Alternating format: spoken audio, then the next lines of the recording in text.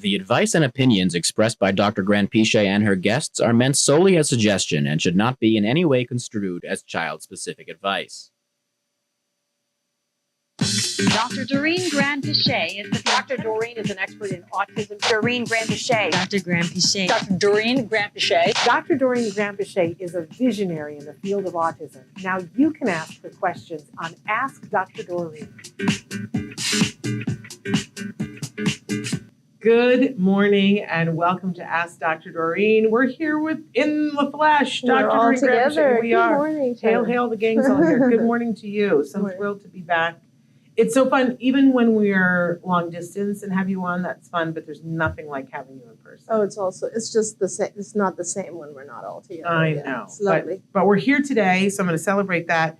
Andrea is already here. Good morning. We are live right now. It is Tuesday, September 10th, 2024. We're live right now on Facebook, YouTube, Twitter, and about a dozen other sites. Our fabulous Chris Desmond is already starting to show you some of the different ways that you can connect with us, some of the different ways that you can be watching the show. Of course, when we're live, we love it when you guys write in live and we get an opportunity to interact with you, but we know that the majority of you are enjoying listening to this podcast in podcast form wherever you get your podcasts. Right. Can I say podcast 7 more times? Yes. There's no other word for it. And it is a free download wherever you get your podcasts. We do want you to know that we work hard here to make sure that we can get that content to you for free. It does mean that there are ads on the podcast, but for many of you, you've asked and said, hey, can I get this content without the ads? I'm willing to pay a little bit. We've made that possible for you over at glow.fm/autism live. Now, don't be mistaken. When you go there, you are able to get everything that the Autism Network does, including Ask Dr. Doreen, for one low monthly price of $5 a month. You get everything ad-free. So if you're power walking or driving and don't want to have the ads, that's absolutely an option for you. So glow.fm/autism live, go there and get that. Also want to say to you that we have a lot going on here right now. Like we're hard at work on the toy guide that's going to be coming out in just like 2 months. But there's another project of everybody's heart that you're very involved in. Autism Care Today, which if you guys don't know, amazing charity that you founded. Do you want to say anything about Act Today and why Sure. you founded it? Yeah, with the help of a wonderful man, Bill Cernius, many, many years ago. Actually, Puida Cernius, his wife. And I think I should look up and see how many years ago it was, because I think it might be over 20 now. Wow. It's a long time. And it's a 501c3. It is a nonprofit organization that allows us to give grants to families. And these are up to $5,000 per family per grant cycle. We do have an open grant cycle right now, which is important. And essentially, it's pretty low cost. The organization is run mostly with volunteers, and yes, you are one, and so am I. There we go. and we try to give as much as we can to families for whatever is going on that they need support and help with. Usually, these are things like we do a lot of copays for parents who can't afford their copays when they're doing other services that produce a copay, like ABA, for example, but also things like medical bills, labs, a lot of safety equipment like helmets or fencing for people whose children elope. Also iPads for kids who need iPads for either communication or even for entertainment. And then, in harder times, we are also providing grants for just things like food, and whatever, rent or whatever we can do to support families who are affected by autism. And our event, which is our third, I guess this time, because we paused during COVID for a couple of years. We used to have a lot of different events as well before that, but our event has become kind of the Halloween event of the LA area, and we love it. I love it. I think it's fun for adults to dress up and be someone else for a day, a year. Yes. And so that's what our event is. It's called the All Ghouls Gala, and it's coming up on October 26th in the Woodland Hills area of Los Angeles. And this is our annual fundraiser. So if any of our viewers can come, we would love for you to buy tickets and come. If you cannot, you could still buy tickets, which will really help us, or donate to the organization. As I said, pretty much almost all of the funds that we raise go directly to families. Absolutely. It's an amazing event, first of all. I want to say it is a wild, fun evening. The ticket price is ridiculously low. Yeah. I mean, I think it's really important that we want people to have access to the event. So it is ridiculously low for what you get because you're at this amazing event. The food is just incredible. Food, great music. It's a lot of fun. Absolutely amazing. It's star-studded with celebrities. We're going to be announcing who we're giving awards to very soon. You guys are going to be thrilled. But it's just amazing. It's an amazing event, and the costumes, and there's a costume contest, right. And the awards are really wonderful for that, as we always say, to die for. It's just a really, really fun event. We actually have a little promo video that Chris Desmond put together. He's so talented. So Chris, are we ready to roll? We're ready to roll. Take a look at this All Ghouls Gala promo. It's that time, but I don't have to tell you that. You've heard the calling and tried to bury it deep inside, but some fears can't be ignored. Everyone is going to be there. He'll be there. Probably him too. It would be just ghastly for you to miss it. Don't forget to invite a friend. Run. Don't walk to get your tickets to ACT today's 3rd annual All Ghouls Gala. Tickets on sale now at 3rd annual allghoulsgala.eventbrite.com. See you there. There will be a scream. I love that, it's an event that has a sense of humor. Yeah. It's Halloween. It's fun. And yeah. you've got to have a sense of humor around it too. So absolutely love that, Chris. Yeah, I used to go to a lot of fundraisers, and of course we did many, many, many years of fundraisers for ACT Today. And it was just like, I know that people who actually go a lot to fundraisers, it gets kind of boring. Yeah. Like there's no entertainment of that type most of the time. There's like a lot of silent auction and all this kind of stuff, and that, of course, and that's how we raise funds, and we will have those things as well, but we want to make sure that people are having fun at the event. It's anything but boring. Let's say that it's a hoot. That's I have referred to it as a wild bacchanalia, but because it's that too. It's really, really fun.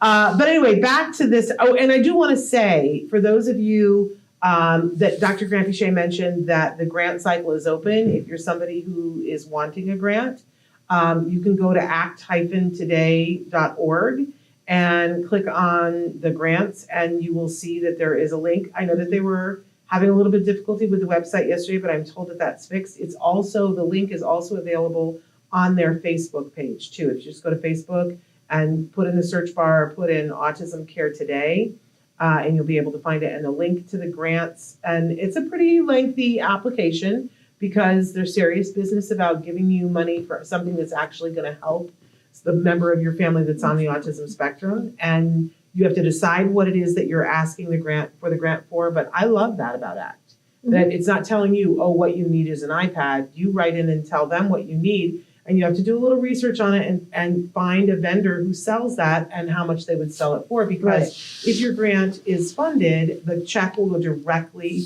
towards the person who's selling you the thing or providing the service.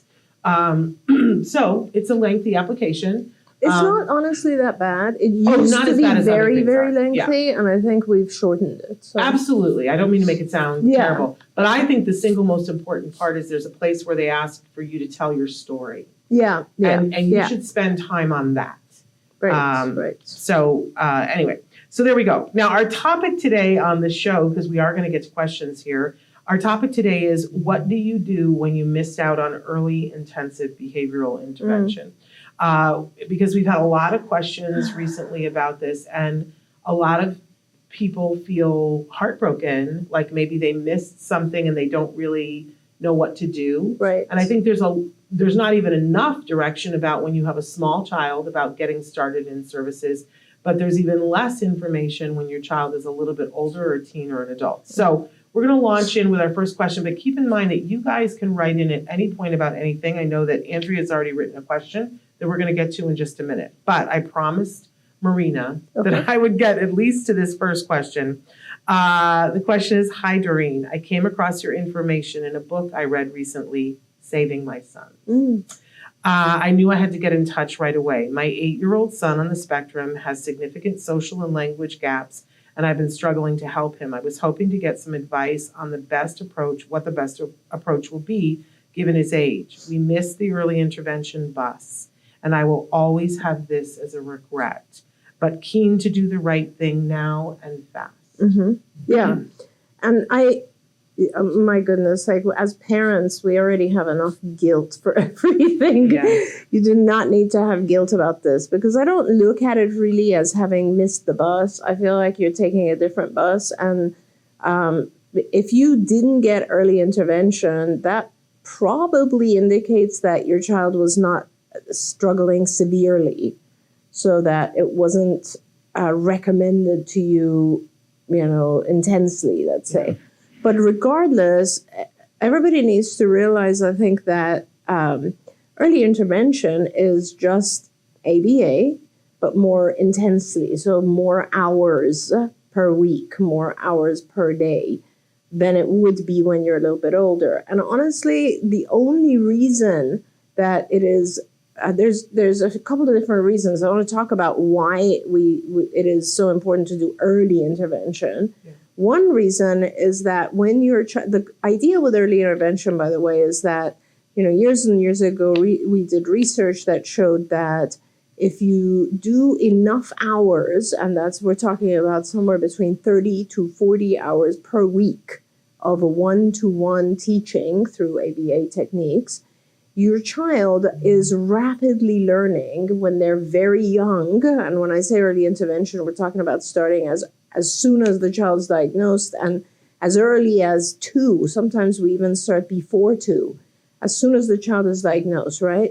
And the reason this is valuable is that there's nothing else going on in the child's life. So the child has tons of hours available. They're not in school, and we are able to intensely teach, or think about it as intense tutoring, right? Very, very comprehensive and lots of hours of teaching, which enables the child to not form bad habits in regards to using challenging behavior to communicate, and B, catch up. And that is the whole point of early intervention, is giving the child a lot of teaching to help the child catch up to peers.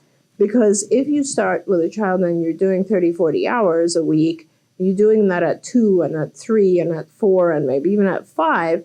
By the time the child is, let's say, 6, they've learned a lot of stuff. And so it is now easier to integrate the child in school and help the child kind of mainstream and go on their path, right? And that's the goal of ABA. The goal of ABA has always been, what can I do to help support the child so that they can go on and live a healthy, happy, successful, independent life? Now, if you don't start very early on, let's say you start when the child is 5, now you have other things that you need to incorporate into the teaching curriculum, right? So up to this point, you were working on things like language and, just basic communication, social behavior, play, adaptive, self-help skills, all the things that we need. But when your child turns 5 and up, now you need to add academics.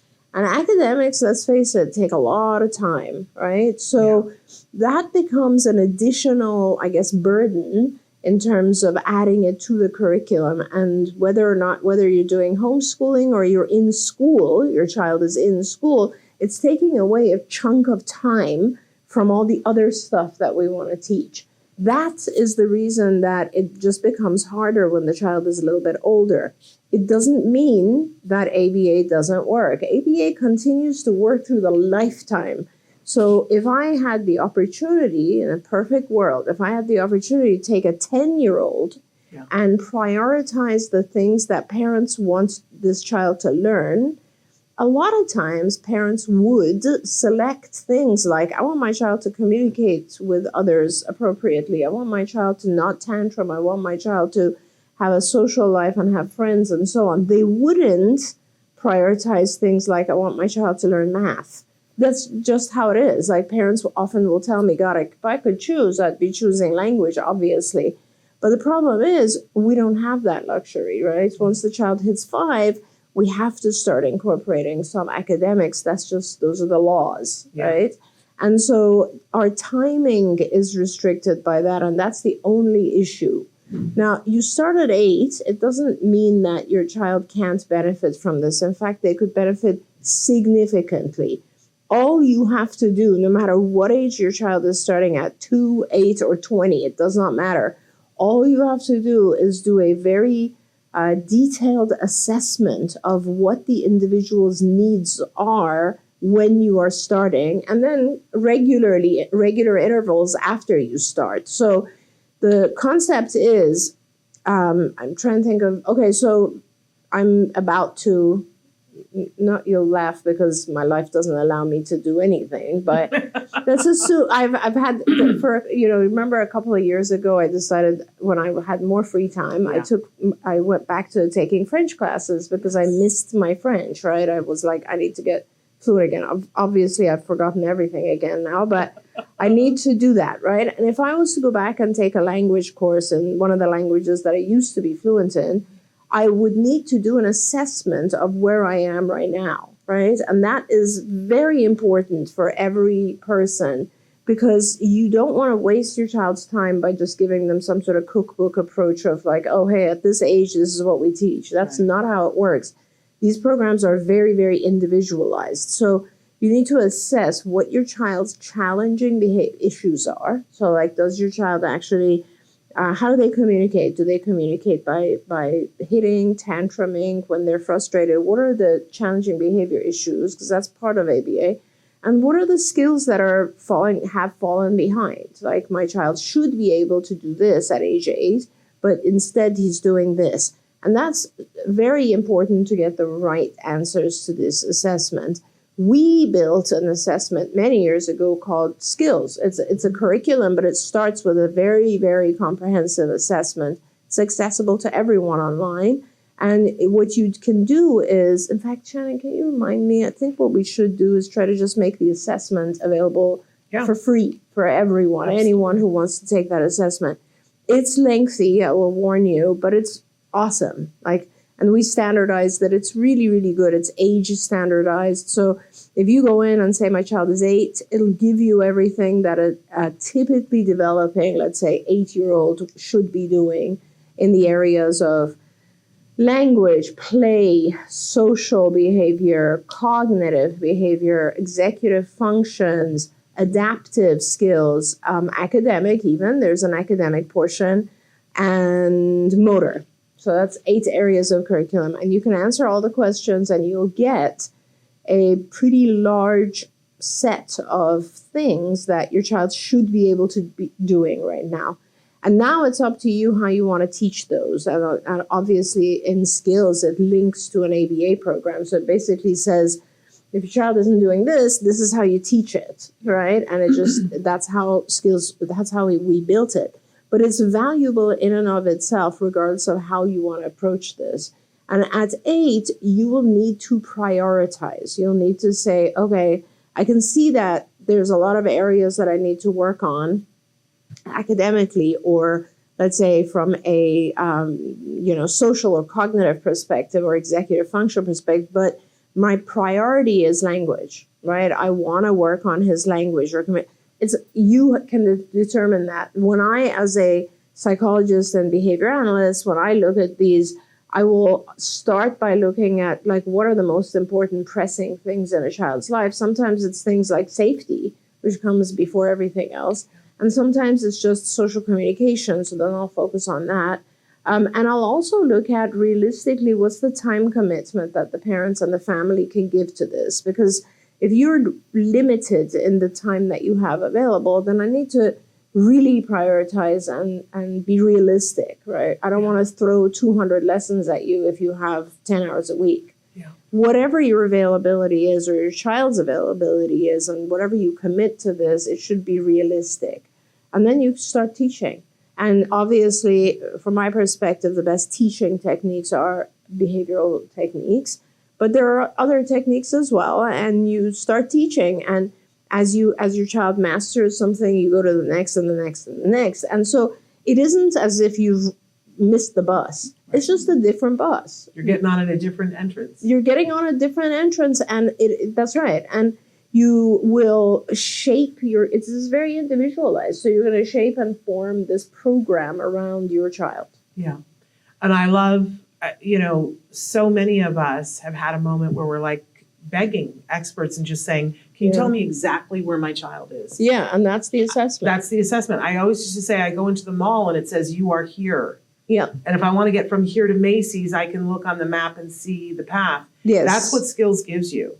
So the fact that you're saying you want to make it free, this is huge. I wrote it down, you guys. I'm going to remind you. So I really wonderful. do want to do that. I also want to say, too, I was struck when you were talking about, there's so much controversy about even when a child is 3, about, should I go to preschool or should I go and double down on ABA? And parents are so up a tree about that. And then, of course, later when your child legally has to go to school, I feel like a lot of parents feel like the conversation is, I have to choose between doing ABA intensively and doing school. The truth of the matter is that there are a lot of parents that are finding that isn't the case. No, yes. That there are parents that are finding homeschool programs and other programs, school programs like Fusion, Brightmont, places like that do intensive one-to-one teaching whenever you want it for your child. They're expensive.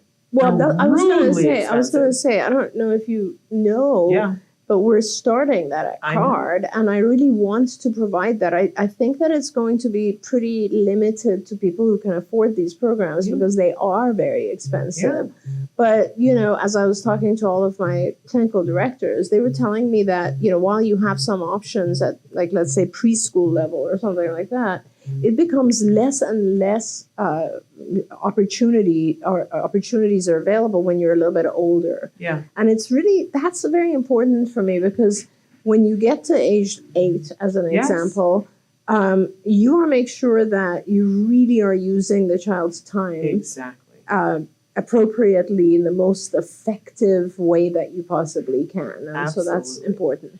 And school is very rigid. And sometimes access to ABA and good, talented people it's not available at all hours of the day, but parents are maximizing it. There is a way to do that. For sure. And, I got not to say anything negative about school, but the truth is, you guys, if your child is not able to communicate their needs, that should be prioritized over learning history. I mean, I hate to say that. Math was not a good example because sometimes we use math in real life, but it's not that important to have a broad knowledge of, let's say, U.S. history or government or whatever it is. It's more important for the individual to know what appropriate social behavior is so they can fit in. Well, exactly. And I want to double down on that because I think so often a lot of my conversations I'm sent in to talk to the parents who have the 3-year-old that school is saying, bring the child to us. Right. And I'm a former school teacher. I love school. I don't want to say anything bad about school. However, let's talk about the science. At 3, and let's just talk logistically. Every child is different, but at 3, if your child has an autism diagnosis, the one thing I know, because you've taught me, is they're having some level of difficulty with communication. Right. There's a wide spectrum there, but they're having some level of difficulty with that, and they're having some level of difficulty with social interactions. Right. Well, where could you send somebody that it's the absolute gauntlet for that, where you have to be so proficient at that to be successful? You want to go watch a kindergarten class or a 4-year-old class and see, because if you aren't able to keep up, you are to the side and the kids move on without you. And our kids are happy with that. They're like, leave me alone here because you guys are too much sensory. And now you have a group of kids over here learning and playing and our kids over here, which is exactly what we don't want. Absolutely. And or sometimes they're not happy with that. They're aware and they want to be part of and they feel very, very left out and isolated, which is also the other side. So that's why a lot of times parents ask me, like, why, when do you integrate into school? Why do you wait that long? And it is so important that the child is integrated, introduced to school when they're ready to be successful. Exactly. Because that initial failure can be so traumatic for the child that it just throws them off in regards to learning. Yes. And I always say to parents, look, let's take it to a very basic level. You know that your insurance is willing to pay for ABA. And we have studies. You want to see studies? I can plop enough studies to bury you in the studies to show why your insurance pays for it, because it's wildly effective. Go to the school that's asking you to bring your child, your 3-year-old, your 4-year-old, your 5-year-old, and ask them, can you show me your studies at how effective you are at helping my child to succeed in the things that you're going to teach them to the point where they wouldn't be in a special day class for the rest of their life. Ask them for that, and I will, spoiler alert, they don't have it because there has been research done on this, and it shows that school is not anywhere near as effective at getting that done as ABA is. So, and I always say to parents, school will be there if, just try it. Just try ABA intensively. Yes. Say that you're going to do it for 3 months. And at the end of the 3 months, if you reevaluate and go, this isn't what we thought it was going to be, school will take you on that Tuesday. Yeah. They're open. Yeah. They'll take you. But if you say, no, I'm going to do school right now and I might come back and do ABA, good luck getting funding. Yeah. Your insurance company is going to go, you pass that up. And thank you for actually saying that, because I forgot I started that sentence saying there's another reason. And that is the reason, by the way, because your funding is not going to be there when your child is older. Right now, we're very lucky that insurance companies tend to still continue to fund what we call comprehensive programs, which are the EIB, Early Intensive Behavioral Intervention. And they are more hours, right? But when your child hits like 8, 9, and 10, the insurance company is just not going to be paying for a whole lot of hours. So they will pay for some hours, but it is much less. It's more like 10 or 20 max of hours per week, which is still a lot. But, as I said, every child can benefit from as many hours as possible. Okay. We got a bunch of questions that have come in, and many of them and comments from Andrea, and I want to get to them one at a time, but then we have other questions that have come in too. Andrea says, my son's center has a movie playing every Friday. Is this something that is normal? She says, it drives me nuts because I feel like he should be running trials, not taking a 2-hour break to watch mindless TV. I love you, Andrea. No, it's and not. She wants to know your thoughts and opinions on that. Yeah, it's not okay to be showing a 2-hour movie on Fridays. It's okay. I mean, a very short, let's say 15 minutes of sitting with other kids and perhaps discussing a movie that everybody watched at home is appropriate because it's more social. But sitting there quietly for 2 hours and watching a movie is not only not okay, but it should definitely, I hope they're not billing insurance for that. So, you need to talk to your supervisor or talk to the center and say, hey, if I wanted my child to sit and watch a movie, I could do that at home. Yeah. It is important to be teaching. I don't know that it always needs to be trials. It depends on your child. I don't know your child, but it doesn't always have to be that. It can also be social behavior, but it should have interaction with others. Yes. I just want to play devil's advocate for just a second and say that I know that for a while from my son, we were working on, because it gets a point where you don't need to be doing trials. You need to be doing things in real life, and you want to practice it in real life at the center so you can do it in real life outside. And that there are times, I'm not, like disavowing anything that you just said, but there are times when our child will be as part of a school thing, they will go to a movie or whatever, and we're working towards a period of time where they can sustain attention for 2 hours. And there's like 18 different things if the therapist is sitting next to them. Yes. They can be prompting them during the movie. But if we're talking about putting on the movie, putting 12 kids sitting there and everybody's standing at the back of the room, that's a different thing. Correct. But I would want to see it to see what are we working on during this time. Yeah. But I know for my son, they had to work on that stuff. Yeah, and it's sustained attention, but it's also being able to answer questions about what they saw. Absolutely. There are lessons that require sort of an observation period or something like that, but a 2-hour movie just seems very excessive. It's a lot. She goes on to say that she is a developmental therapist and that she has a lot of families who do not want a diagnosis of ASD. I'm seeing a lot of that too. They feel like it's stigmatizing. She always tells them my story with my son to help them relate to, but 9 out of 10 want to wait and see. And I really fault the pediatricians for this hard. You know, a colleague of ours who's constantly publishing put something on Facebook the other day and said, hey, I'm putting together a presentation for pediatricians. I just want to know from the hive mind, what would you like to say? And people wrote amazing things. I was so stunned. And I said, I just want them to stop saying wait and see. Yeah. Like that is not an answer for anything. I want them to stop saying that. So I feel you on this, but it is the thing. You know, and I want to talk about that for a minute. I was pretty shocked when many years ago I did like grand rounds at a hospital and I was talking about autism with pediatricians and they're not trained.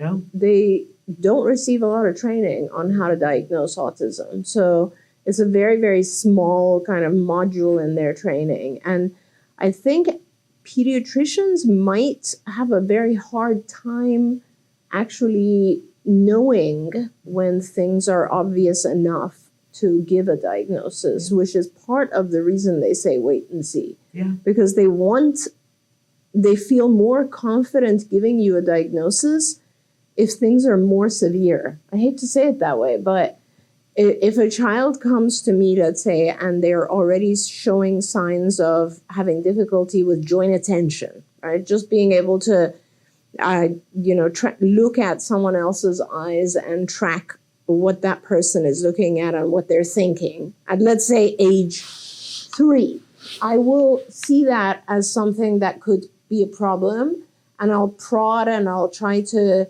get more into the child's joint attention abilities. A pediatrician is not going to do that. Yeah. They're just not going to recognize that. So sometimes a child who's not showing a lot of symptoms at age 2 or 3 will just naturally be told, the parents will be told, let's wait and see. Yep. And it's not a good thing because you are wasting that early intervention period. And it's really, really important. What's the downside? It's not about the diagnosis. You know, the diagnosis is so scary for people. And I often tell them, don't be scared of it. It's just a sort of a label that allows you to get funding and to get started. Think of it as just a ticket to provide early tutoring to your child so that they can excel. Yeah. You know, we don't label it when parents decide to keep their child in a grade for a second year so that they're stronger. A lot of parents do that, right? Yeah. I want him to repeat first grade just so he'll be in better shape next year. We don't label that. Right. Or delay starting school for a year because you get that choice between 5 and 6. A lot of people do that. Right. So it's not a good idea to wait, and it is sad that that happens. Yeah, and I didn't read the rest of the sentence, which was they want them to wait and see how they do in preschool, which we had just talked about. And she said, I never know what to say because it is up to the parents what they do. And just know, I always say to parents, look, it's your choice. Mm-hmm. It's your choice. You're going to decide. But I compare it to, it was always difficult for Jem. If I said, what do you want to do today? Do you want to do this or this? It was hard for him to choose because he felt like if I choose this one, like it would just give him anxiety, right? Yeah. So we would sort of pare it down and I would say, well, here's something you should know. This one you can do whenever you want. Yeah. This is open. Disneyland is open every day. Yeah. And we can go to Disneyland another day. This particular thing is only today. Yeah. So if you say no to this today, you're not going to be able to come back. And I think that's a compelling argument. As I was saying before, I tell them, no, why don't you try intensive ABA for 3 months? Then let's talk. Yeah. And then you know what happens if people actually do it? Then they want more. Yeah. They want more ABA. Because they see things happening. They see big change. Yes, and they get really, really excited. Andrea wants to know what's the difference between ABA and cognitive behavior therapy, which is behavioral therapy. I love that a big difference. question. So they definitely overlap, but they are two different, they're completely different things in terms of when you become. I was trained in cognitive behavior therapy as a psychologist, and it's quite different than ABA. And in terms of the principles behind them, they're very different as well, very different. But what has happened and I'll talk about them in a minute, but what has happened over the course of the last couple of decades is that a lot of folks in ABA have kind of moved over a little bit into the CBT area, into the cognitive behavior therapy area, only because there are a lot of individuals with autism who actually benefit from cognitive behavior therapy.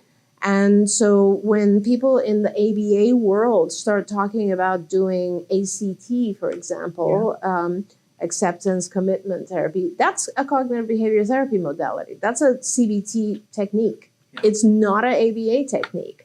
But the ABA folks have kind of like taken it and are saying, hey, we are ABA people trained in ACT. ACT is a CBT model. It's one of the things you learn in cognitive behavior therapy. So the difference is this. ABA is pure behavioral.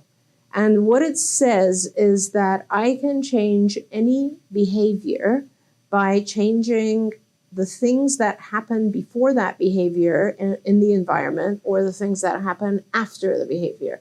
That's pure operant conditioning, ABA. And what it is basically means, there's a behavior that I want to change, a visible, observable behavior. It could be tantrums, it could be language, it could be whatever. It's an observable behavior. And if I change what happens before it or change what happens after it, I'm going to change it. Yeah. And an example is obviously you want to teach language, reinforce the language. So that's what happens after it. You want to change a tantrum, change the environment that leads to the tantrum. That's an antecedent modification. But it's always about changing things that occur visibly, observably in the environment.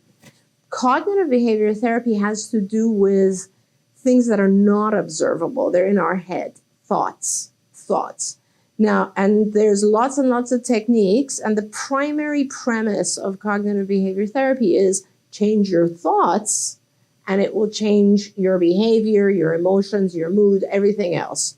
And so an example of that is when we have a lot of anxiety, it's because of the things we're thinking. It's clearly because of the things we're thinking. Now, the things we think can definitely be influenced by some behavioral experience in the past. So I failed at something. Now I have in my head that I'm a failure. That thought of being a failure is going to affect all of my behavior going forward, right?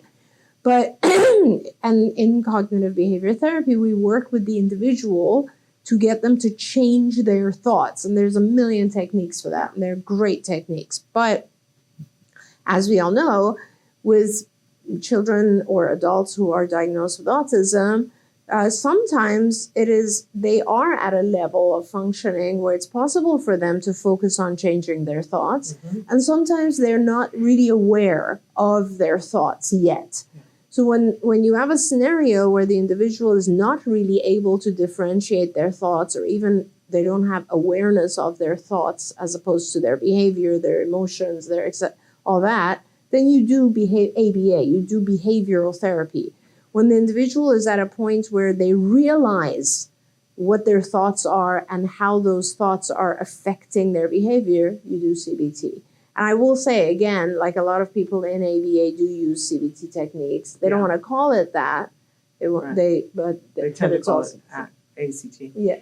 I just want to say that I've been a beneficiary of all three. Right. Huge beneficiary. I mean, if we had not had ABA for my son, I don't know where we would be.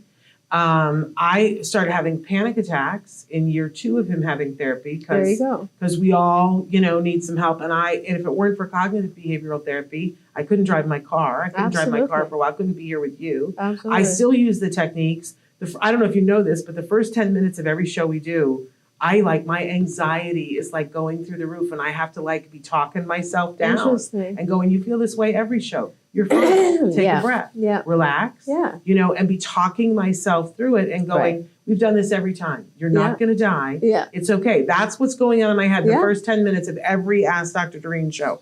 While I'm telling you all where to find us, I'm talking myself through that. And I honestly can say that if I had not gone through some intensive ACT therapy with a therapist going through it, I don't think that I could have, because there's that thing where as parents, we want our child to be independent, but we want them to be safe. Sure. And I still have a hard time, and will do things that takes away his independence for a minute until I talk myself through it, because I want the safe more than I want the independent. Yeah. And then I have to remember that he doesn't get a full life. And ACT helped me to be able to begin to loosen that. Yeah. And, I could not have gone to Scotland had it not been for ACT. There you go. It just wasn't going to happen. So I benefited from all three. I think that our kids can benefit, so much from ABA. And as you said, when they have the ability to talk about their thoughts, that anxiety piece, cognitive behavioral therapy, man, it worked for me.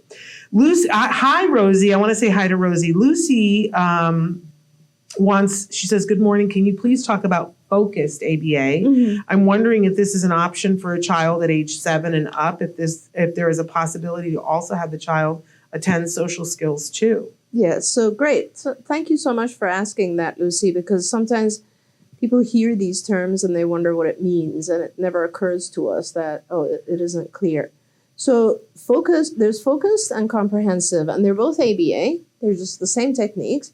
But as I said earlier, when your child is 7 or 8 or so on, you have to pick areas of priority. So you have to focus on certain areas as opposed to teaching them everything, which is comprehensive. So yes, a child who's 7 and up is going to be getting a focused program.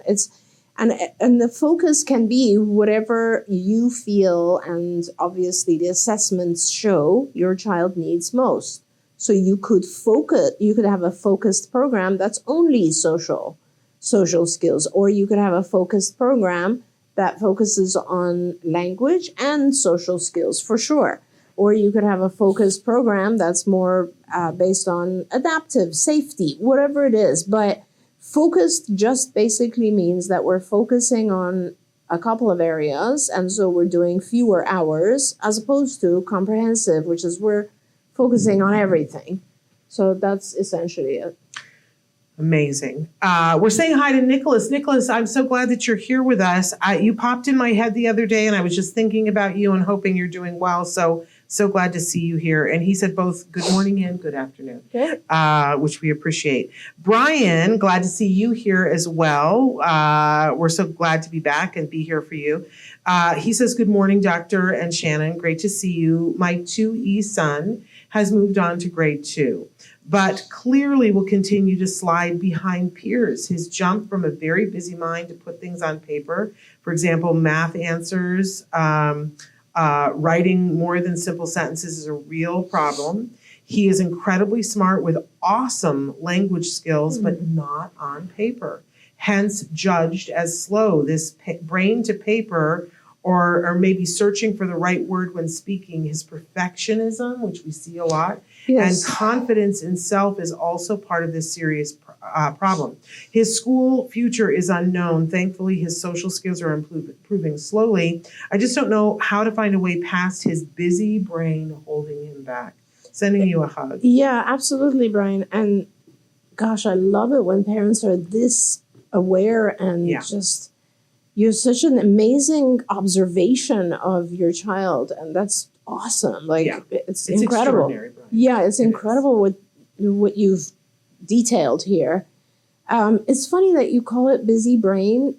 Busy brain is one of the terms that used to be referred to ADHD. So it's funny that you say that, because it immediately makes me wonder, has your child been assessed for attention deficit hyperactivity disorder? Because people think that ADHD has a lot to do with hyperactive body, and it doesn't. Yeah. It has a lot to do with hyperactive or inattentive brain and mind. So I really would recommend that, because sometimes it's a miracle. I mean, and I never judge anyone. If people want to have medications for their kids, they don't want to, they want to do this. Yeah. It's entirely whatever the parent decides is good with me. But I will say, like, sometimes I've seen unbelievable changes in the ability to slow down the mind and sit down and pay attention when children who have ADHD and autism are put on the right medication. Yeah. It's life-changing. Yeah. I don't know if it applies to your child at all, but that is one thing to evaluate and look at, Brian. The other thing is, if that's not the case, if your child doesn't have an inattentive, distractible brain, that's not the issue, then you should just be looking at fluency. And if you have your child in an ABA program, they can focus on fluency. That means like kind of being able to do things under timed pressure, and so speeding up a little bit. And the more fluent we become in a topic, the more knowledge we have in a particular area, the faster we tend to go through those things. The last thought, Brian, and I'm throwing a lot of different things at you, is because you said paper, I wonder if there's an issue with dyslexia or dysgraphia. And you might want to have an evaluation with a developmental pediatrician for that. Because sometimes our kids are doing great, but when it comes down on paper, they're seeing things in reverse. And let me tell you, that also does happen with our kids. So you might really want to evaluate dyslexia and dysgraphia. It just reminds me of the first time I met Temple Grandin. Mm-hmm. And after I had interviewed her and the cameras were off, she was like, okay, now tell me about your kid. Yeah. Like, tell me everything about your kid. And she was saying, is your kid good at math? And I said, here's the funny thing. My kid can answer things in his head, but he's afraid of the pencil and won't do things. And she said, oh, that was me as a kid. She said, I couldn't do any math on paper. And she goes, and it was baby math. And they wanted me to line things up, and my brain didn't do that. And look at her. Yeah. I mean, she does, look at some of the drawings that she does, detailed drawings. Yeah. Her mom, who I just think is a genius, saw that she didn't want to do the baby math on paper, but saw that she was interested in drawing horses. Mm-hmm. And so that's how she built up her pencil skills. Yes. Because think about all the things you have to do when you're drawing 100%. On paper. You got to have eye coordination. You got to have the grip. You got to have, the pressure. So many things. So many things. But if it's something deeply pleasurable, so she didn't make her do 1 + 1 on the paper. Yes. But she had her draw horses. Yeah. And she would get her books of anatomically correct drawings of horses and allow her to draw the horses. Then she had the problem. That's all Temple wanted to do was draw horses. Yeah. So then she said, no, you get to draw horses for 1 hour a day. Then you got to go muck the stalls. Yeah.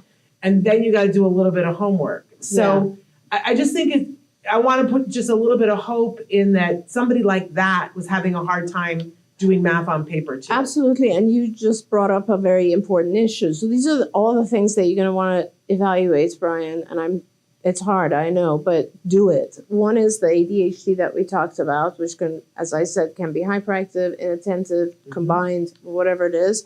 Second, you really want to take a look at the possibility that there's dysgraphia or dyslexia happening. Third, you want to look at motor function, which is very important. There are a lot of people now, and increasing, saying that autism is very, very related to motor function. Yeah. Which has, this would be a fine motor or eye-hand coordination issue, that kind of stuff. So yeah, really try to, and I'm sure you're going to do it because you're already astute. Go ahead and try to evaluate and see which one it is that's hard for you. Well, and he does say that inattentive ADHD has been researched and discussed at the mind. And the focus problem has become flagging it as a busy brain. And he writes very well, slowly, but no dyslexia. But the slowly thing is a very interesting part of that too. Yeah. Yeah. Let's see if you can just behaviorally try to increase the speed. There we go. Shape it up so that he is writing certain things within a certain time frame. And then forgive me, because I don't remember whether we've discussed diet before. But I do Right. want to say that for some of our kids, the busy thing, Sugar and sugar and artificial colors and yeast. yeah. And that when, I remember the day that my son's yeast broke on diflucan, because my child was constantly in motion. Constantly in motion. And I woke up and it was quiet and he was not in his bed, and I was like, oh no. And I went out into the living room and he was quietly sitting, putting Legos together. Yeah. And I had never seen that before, and I became terrified. I Right. was like, what's wrong? Right. And he looked up at me and made beautiful eye contact, and then he went back to building the Legos. And I woke my husband up. I said, something's horribly wrong. Yeah. Because he was sitting and attending to something, and I'd never seen it before. Right. So there's other things to look at. Absolutely. But don't give up. Okay, Lucy wants to know, does CARD offer focused ABA and social skills? Yes, absolutely, to both, definitely. There we go. Andrea says, it always blows my mind how kids on the spectrum think. For example, my son just started preschool half day and the other half ABA. The teacher asked him how many stickers did he get for the day, and he quickly said 26. She said, no, you got 2. And he knew that he was talking about that she had handed out 26 stickers. 13 kids in the class, and they all received 2. LOL. He's moving so much faster than that I teacher. love that. Oh my God. Isn't that amazing? I love that. Isn't That's that a amazing? great example. Thanks for sharing that, Andrea. Okay, we had some other questions come in about the EIDI. I'm going to try to squeeze a couple in. I'm 22 years old. I recently went to the doctor for an issue I'm having, and the doctor recommended I get evaluated for autism. Mm-hmm. A previous girlfriend also had said something similar. I worked one summer at an ABA agency working with little kids that were autistic. I wasn't good at it, so I didn't continue. I can't imagine that this is the therapy that I need at this point, but I'm not aware of anything else. My question is simply this: is there any benefit for me in getting a diagnosis? And if I get a diagnosis, what would be the next step, if any? Yeah. There is benefit for you, and it is more in the world of, I think, the social arena. When I have adults come to me for diagnosis, it's really often focused on them having social anxiety and inability to socialize and do well in social environments. It's a really interesting question, Shannon, because as an observer, someone who's been in the field for 45 years, it's really interesting when you observe how the world has changed, right? And I would have had things are becoming such that right now, if you are, minimally affected, like if you have some social areas of deficit, you can fit in. Yeah. And there's not as much of a need for you to modify your behavior as there was maybe 10 years ago or 20 years ago, certainly. The question really is for you to identify, what are you struggling with? Yeah. Just like Shannon said earlier, we have things that we all struggle with or without diagnosis. It's not important. It's not as, like a lot of people have anxiety issues, but they wouldn't even qualify for a generalized anxiety disorder diagnosis, right? A lot of people have some level of sadness, but they wouldn't get a diagnosis of major depressive disorder. Right. But the fact is, if you're struggling with something, you need to get help to not struggle. Yeah. Right? And so that's where I think the question starts is, what are you struggling with, and can you work with a behaviorist or a cognitive behaviorist to get you to a point? And cognitive behavior therapy, I didn't talk about it a lot, but they do a lot of exercises that will help you with, let's say, whatever it is that you're struggling with. And I think probably for you, it's a little bit more on the CBT area than pure ABA. But certainly, depending on what it is that you're having issues with, you should address the issues, not necessarily be so concerned about the diagnosis.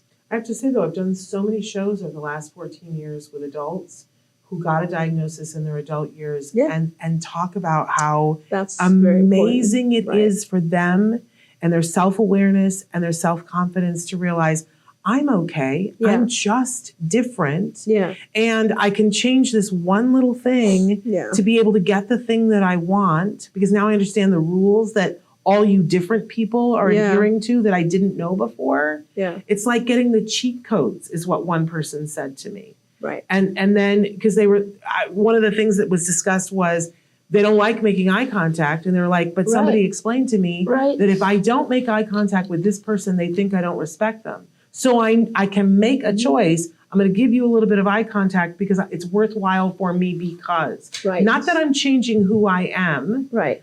but if I'm talking with my boss and I want to raise, Yeah. and he's tied to this idea of eye contact is respect, I'm going to give it just so that I get the raise. Absolutely. Cheat code. Absolutely. And you have to realize that all of us do these things. This is society. Like this morning, I was getting ready. I had to do a bunch of stuff before coming here.